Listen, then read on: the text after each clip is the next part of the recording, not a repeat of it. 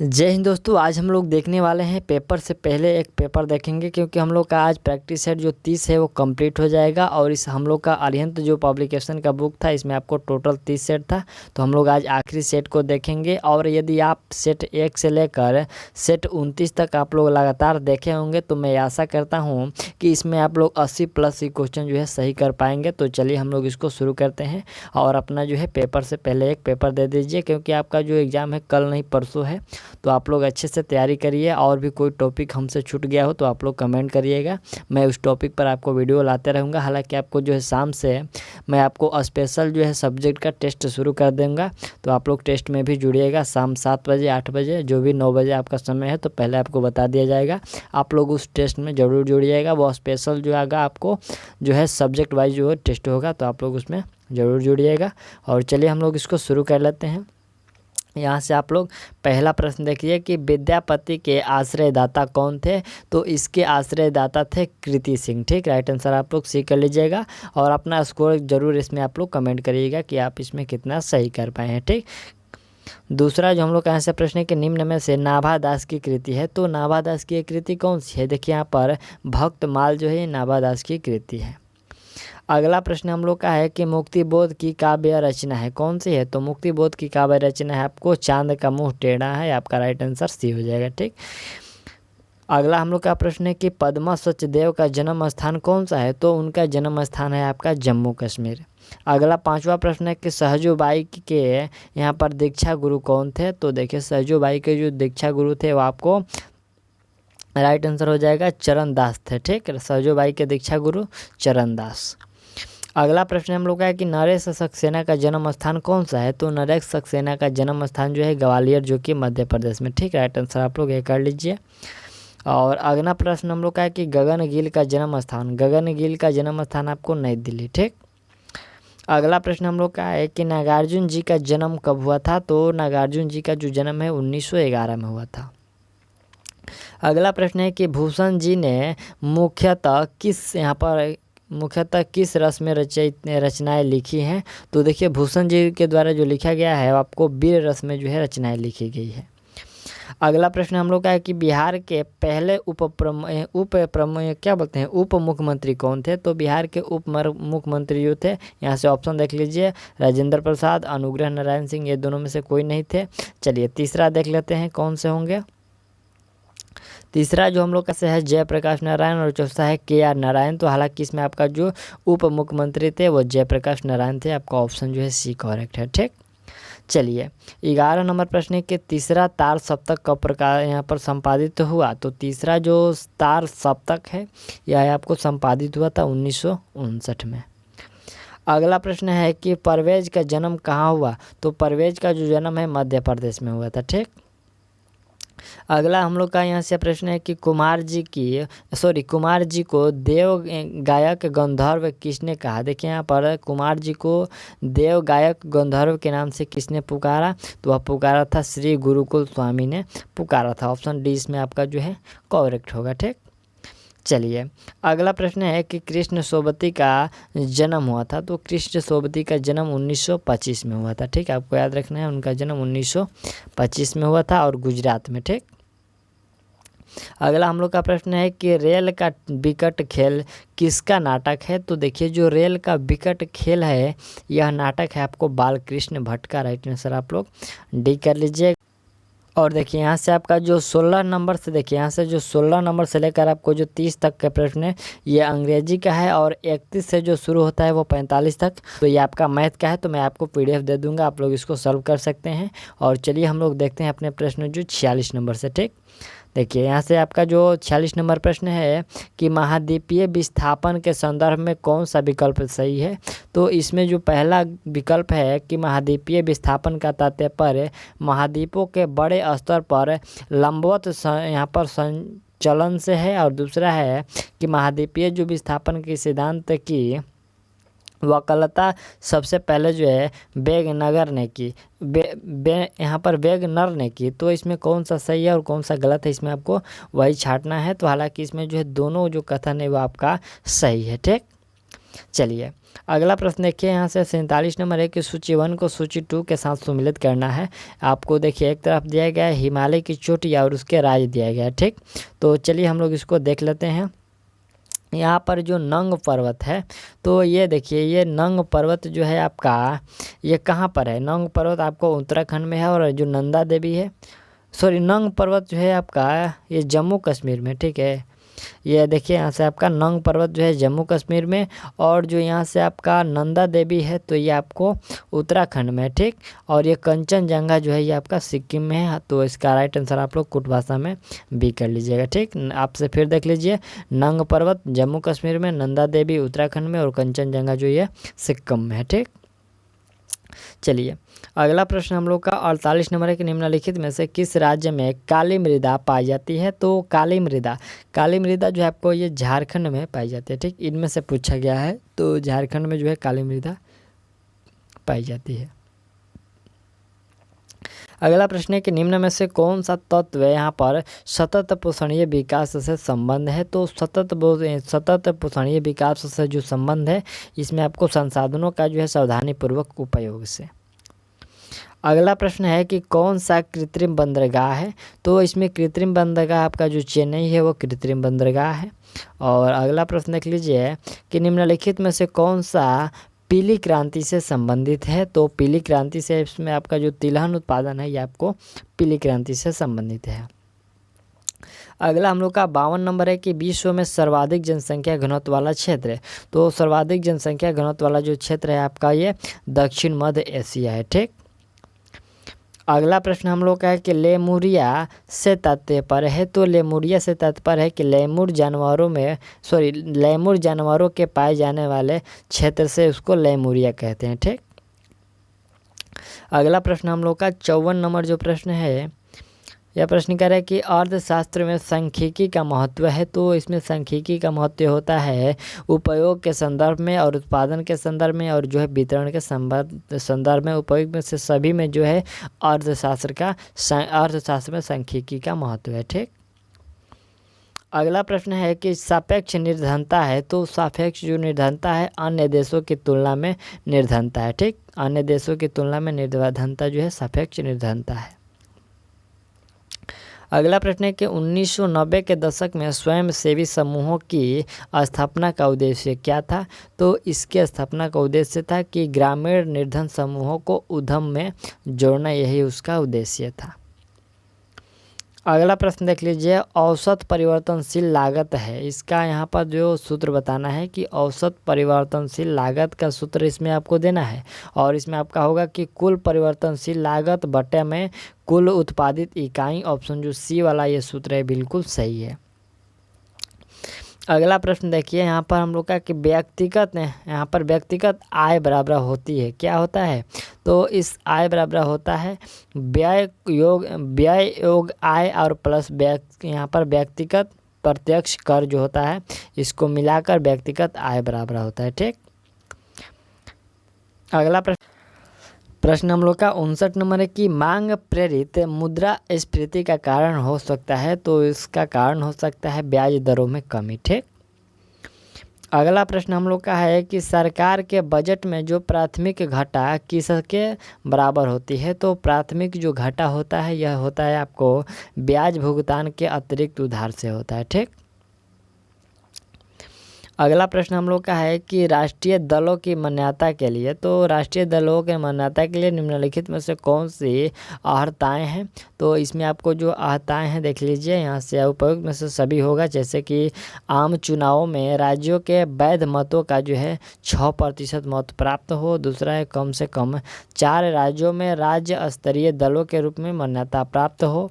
और तीसरा हम लोग का है कि किसी राज्य या राज्यों के लोकसभा में 4 सीट प्राप्त हो। उपयुक्त में से सभी जो सही होंगे, ठीक।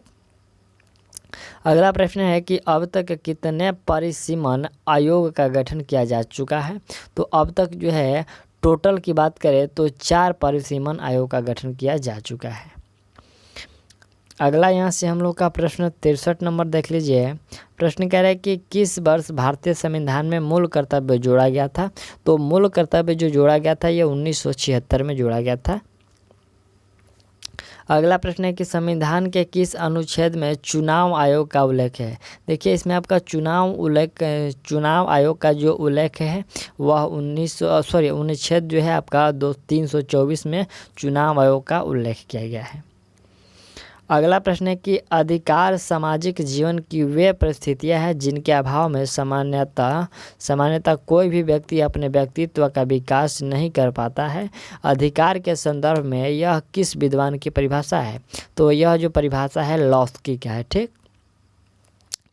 अगला प्रश्न है कि निर्देशक तत्व की दशा एवं दिशा के अनुसार वर्गीकरण किया गया है। तो इसको वर्गीकरण किया गया है आपको देखिए समाजवादी, गांधीवादी और उदारवादी जो बुद्धिजीवी उपयुक्त सभी में जो है वर्गीकृत किया गया है। ठीक। अगला प्रश्न हम लोग का है कि आमतौर पर भारत का प्रधानमंत्री होता है। तो आमतौर पर भारत का जो प्रधानमंत्री होता है वह लोकसभा का सदस्य होता है।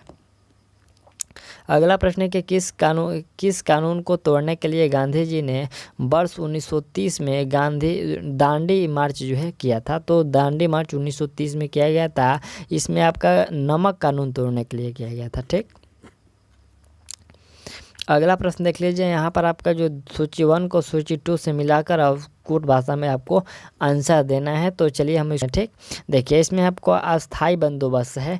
तो ये अस्थाई बंदोबस्त जो है आपको बम्बई एवं यहाँ पर देखिए अस्थाई जो बंदोबस्त है आपको बंगाल, बिहार एवं उड़ीसा में था। ठीक। दूसरा हम लोग का है कि रैतवाड़ी बंदोबस्त, तो ये रैतवाड़ी जो है बम्बई और सिंध में था। और जो तीसरा है कि महलवाड़ी बंदोबस्त, तो महलवाड़ी जो हुआ था यह पंजाब संयुक्त प्रांत में हुआ था।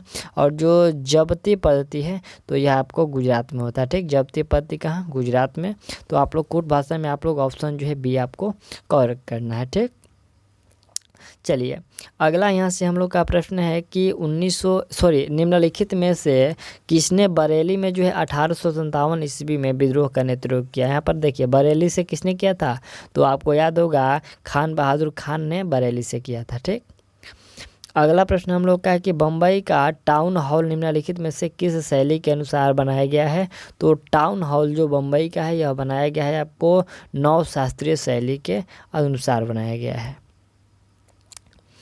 नेक्स्ट जो हम लोग का यहाँ से 72 नंबर प्रश्न है, कह रहा है कि निम्नलिखित घटनाओं पर विचार करें जैसे कि स्वराज पार्टी की स्थापना, जालियांवाला बाग हत्याकांड और कांग्रेस लीग समझौता और जो चौरा चौरी घटना। तो इसमें आपको क्रम के अनुसार आपको सजा देना है और कुछ नहीं करना है। तो सबसे पहले इसमें हम लोग का कौन सा होगा, इसमें आपको कांग्रेस लीग समझौता होगा, उसके बाद आपका जालियांवाला बाग हत्याकांड होगा और फिर यहाँ पर आपको चौरा चौरी कांड होगा। और ये जो इसके बाद आपका स्वराज पार्टी का स्थापना 1923 में होगा और चौरा चौरी 1922 में, 1900 और ये जो 1900 जालियांवाला बाग है 1919 में। ठीक। इसमें आपका ऑप्शन सी जो होगा वो करेक्ट हो जाएगा। चलिए अगला यहाँ से हम लोग का 73 नंबर प्रश्न है कि गगनचुंबी इमारतों का नगर किसे कहा जाता है। तो गगनचुंबी इमारतों का नगर यहाँ पर आपको न्यूयॉर्क को कहते हैं। ठीक।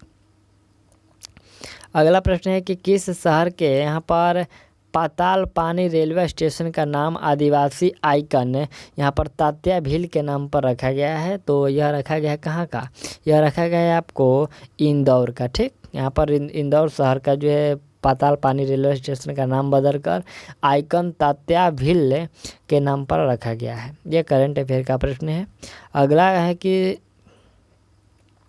संयुक्त राष्ट्र विश्व पर्यटन संगठन द्वारा भी यहाँ पर किस राज्य के यहाँ पर पोचमपल्ली गांव को जो है सर्वश्रेष्ठ पर्यटन गांवों में एक के रूप में चुना गया है। तो यह चुना गया है आपको तेलंगाना का एक गांव है पोचमपल्ली। ठीक। चलिए अगला प्रश्न है कि निम्नलिखित में से कौन सा एक ठोस है। तो इसमें ठोस की बात करें तो आपका आयोडोफॉर्म जो है ये ठोस है। अगला है कि मानव शरीर किस pH सीमा के भीतर काम करता है।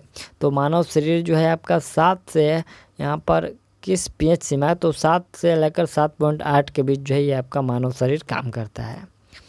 अगला प्रश्न हम लोग का है कि वर्गीकरण की जो है कृत्रिम प्रणालियाँ आधारित होती है।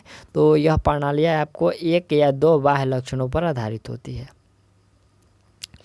अगला प्रश्न है कि निम्नलिखित में से कौन सा उपकरण परिपथ में विद्युत धारा की उपस्थिति का पता लगा सकता है। तो देखिए विद्युत यहाँ पर जो है उपकरण जो है विद्युत धारा की उपस्थिति को पता लगा सकता है, कौन सा।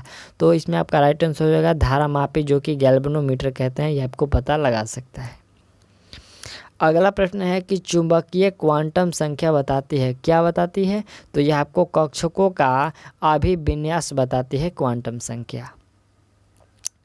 अगला प्रश्न है कि राइबोसोम अंतःप्रद्रवी जालिका के साथ किसके द्वारा जुड़े रहते हैं। तो यह जुड़े रहते हैं राइबोफ्लोविन के द्वारा। अगला प्रश्न है कि यदि एक बल F को किसी पिंड पर लगने से पिंड को भी वेग प्राप्त होता है तो शक्ति होगा। तो इसमें जो शक्ति होगा वो आपका F भी होगा, क्या होगा, शक्ति इसमें F भी होगा। चलिए नेक्स्ट प्रश्न हम लोग का 83 नंबर प्रश्न क्या कह रहा है कि उत्प्रेरक का अधिशोषण सिद्धांत उपयोगी है। तो यह सिद्धांत जो आपको ठोस उत्प्रेरकों में से उपयोगी है, ठीक।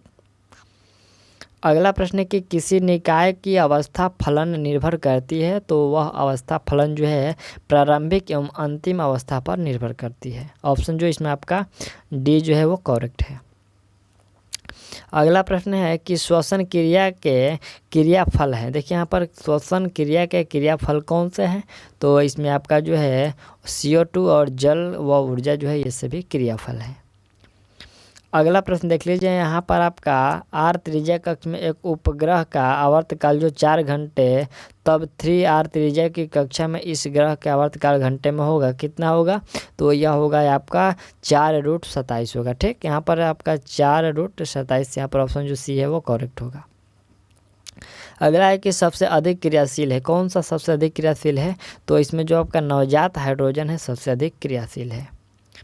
अगला प्रश्न है कि निम्न में से वायु प्रदूषण प्राकृतिक स्रोत है, कौन सा। तो वायु प्रदूषक जो प्राकृतिक स्रोत है आपको जंगल का आग लगना, ठीक।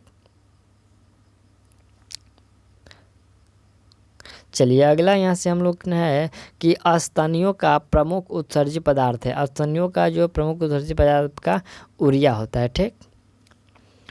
अगला प्रश्न है कि धातु की एक छड़ के दोनों सिरों को गर्म किया जाता है, धातु प्रवाहित ऊष्मा निर्भर नहीं करती है, ये किस पर निर्भर नहीं करती है। तो यह देखिए छड़ के द्रव्यमान पर वह निर्भर नहीं करती है। अगला प्रश्न है कि वर्ग 14 में सर्वाधिक श्रृंखलन प्रवृत्ति किस तत्व में पाई जाती है। तो यह सर्वाधिक जो है आपको सी में पाया जाता है, कार्बन में, ठीक। चलिए अगला प्रश्न हम लोग का है कि टाइलिन एंजाइम का संबंध है किससे। तो इसका लार से संबंध है। अगला पॉइंट है कि मानव नर में जनन और मूल प्रणाली की साझी अंतवाहिका है, कौन सी है। तो साझी अंतवाहिका जो है मूत्र मार्ग है। अगला प्रश्न हम लोग का है कि एक चुंबकीय क्षेत्र उत्पन्न किया जा सकता है।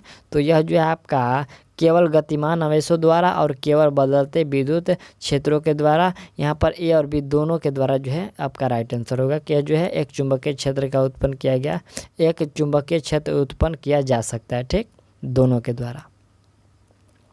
चलिए अगला हम लोग का जो प्रश्न 95 नंबर से है, कह रहा है कि आधुनिक आवर्त नियम का आधार है, क्या है। तो इसका नियम का आधार है परमाणु क्रमांक।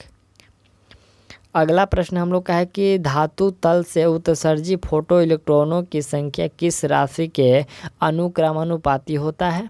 तो यह होता है आपका प्रकाश विद्युत धारा के अनुक्रमानुपाती।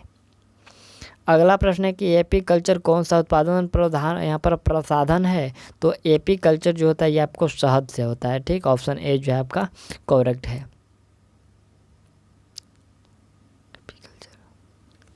चलिए अगला यहाँ से हम लोग का 98 नंबर है कि एक इलेक्ट्रॉन वोल्ट ऊर्जा का मान होता है। तो इसका मान होता है आपका 1.6 गुना 10⁻⁻19 जूल होता है, ठीक। ऑप्शन जो बी इसमें आपका करेक्ट है। अगला प्रश्न हम लोग का है कि धुएं के मुख्य घटक। तो धुएं का जो मुख्य घटक होता है आपको O3 और N2 होता है, ठीक। और 100 नंबर जो अंतिम प्रश्न कह रहे हैं कि डीएनए के आणविक चाकू है। देखिए यहाँ पर डीएनए के आणविक जो चाकू है वो कौन सा है। तो वह है आपका प्रतिबंधन है, ठीक। ऑप्शन जो डी इसमें आपका प्रतिबंधन है, वो डीएनए के आणविक चाकू हैं। और चलिए इसमें हम लोगों ने जो है 100 तक कंप्लीट कर लिया और ये हम लोग का बुक भी जो हम लोग पूरा कंप्लीट कर लिया, ठीक। आपका मद्य निषेध का जो है हम लोग 30 जो सेट कंप्लीट कर लिए। और देखिए शाम से जो है आपका इसका स्पेशल आपको टेस्ट शुरू हो जाएगा, तो आप लोग उसको भी टेस्ट दे लीजिएगा। प्रत्येक सब्जेक्ट का आपको अलग अलग सेट देखने को मिलेगा। तो चलिए मिलते हैं अगले वीडियो में, और अपने जो है अच्छे से तैयारी करते रहिएगा। और यदि किसी टॉपिक पर वीडियो आपको चाहिए तो आप लोग कमेंट करिएगा, ठीक। चलिए मिलते हैं अगले वीडियो में, और तब तक के लिए थैंक्स। और अपने एग्ज़ाम में अच्छा से अच्छा स्कोर करने की कोशिश करिएगा, ठीक।